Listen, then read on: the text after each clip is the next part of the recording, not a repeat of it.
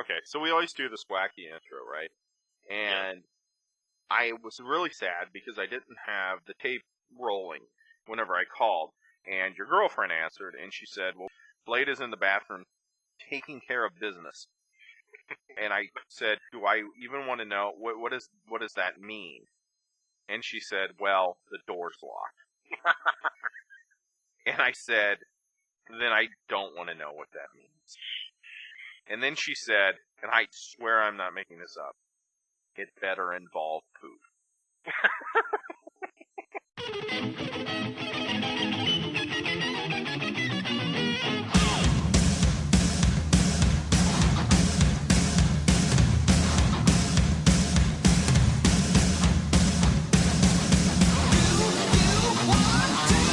Hey, fellow crappers, it's your old buddy, your old pal, R.D. Reynolds here once again, back for WrestleCrap Radio.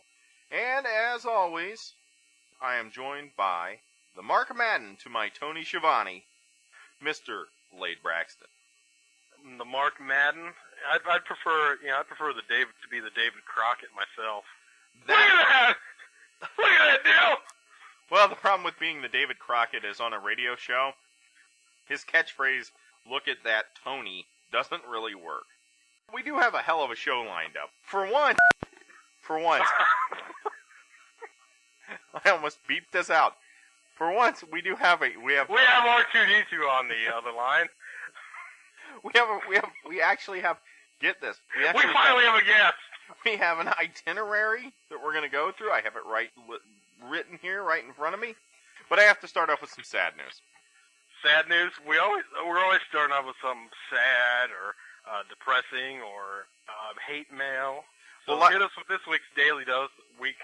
This week's daily dose of sadness. Well, last week, as you'll recall, we were discussing my dream where Tammy Sitch appeared to me and explained to me, or narrated to me, or philosophized to me that she came up to me and said, "RD, some days are Smokey and the Bandit, and some days are Stroker Ace." And I'm still not quite sure what that meant. And last week, I pleaded with the WrestleCrap Radio audience, all 37 of them or so that listen to the show. Somebody out there has to know somebody who knows somebody who knows somebody, yada, yada, yada, Tammy Sitch. And I was thinking that by the time we would be back on the air, or on the net, or on the wire, or whatever the lingo is these days, I thought Tammy Sitch would have contacted me. And she hasn't. That's sad. She has not contacted me. And, everybody knocks Tammy Sitch, and I try to never say anything bad about her. But, to be fair, I really don't think she has anything that's much more pressing that she couldn't, contact me. At least send me an email. Well, they've got that really new spicy nacho cheese Doritos now. That might be more pressing. Might open a bag of those. Yeah. Not give two craps about you. But anyway, I mean, look on the bright side. You may be, confused. You may be traumatized by this dream, but at least you didn't have the one I had last night. The one I'm haunted by. Do I even want to know? Oh, I don't know, but it seems how we started an unofficial RD's Dream Corner on the show. Well, then do tell. Do tell. I'm always haunted by this recurring dream of being in the grocery store and discovering like a huge section of Boo Berry cereal. My favorite cereal of all time. If you discover a huge section of it, then why is that bad? You made it sound like it's a bad dream. Well, it's just weird, you can dream about women, albeit obese ones, but I dream about a cereal that makes you shit green. I guess I didn't know that was they sell candy that makes your tongue turn purple or whatever. I didn't know that it doesn't say that on the Boo Berry package anywhere. It doesn't, but trust me. Kids, poop green. As much as that's probably why you can't find it in any stores. You can find Count Chocula, you can find Frankenberry, but Boo Berry, you can only order that off of General Mills' website. Wow, I didn't know that they would take online orders for cereal. Well, we need to talk about DVDs. Because as last week we talked a little bit about how this Warrior DVD was going to be out. I have not been able to procure a copy of that yet. But I understand you have. Yes, I did. So what? Now is it the burial to end all burials, or has that been overblown? It's honestly, it's been overblown. Obviously, they poke fun at him a little bit. Obviously, one of my favorite parts on the DVD was they were just ripping his promos apart. And, but see, here's the thing, and God knows I make fun of the Warrior more as much as anyone. But like, if you think about the Warrior's promos, like everybody, like if you say what's the craziest promo you ever heard, everybody will say Warrior. Yeah. Now, you don't know what he's saying, but you kind of can't turn away. So they were ripping on his promos and said what? Well, just they said he was maniacal and all that good stuff. But I happen to enjoy one of the lines he said, like, he was just talking about what was going to happen. He said that him and the Warriors were going to be floating through the veins of the Warriors. I don't know what that means. I think that may floating through the veins! I think that may be why he got let go one time from the company. Yeah, smack junkie. But they're sitting around, they're talking about how maniacal Ultimate Warrior is. I mean, there's a little bit of lunacy going on there on the parts of Jim Ross and Hulk Hogan.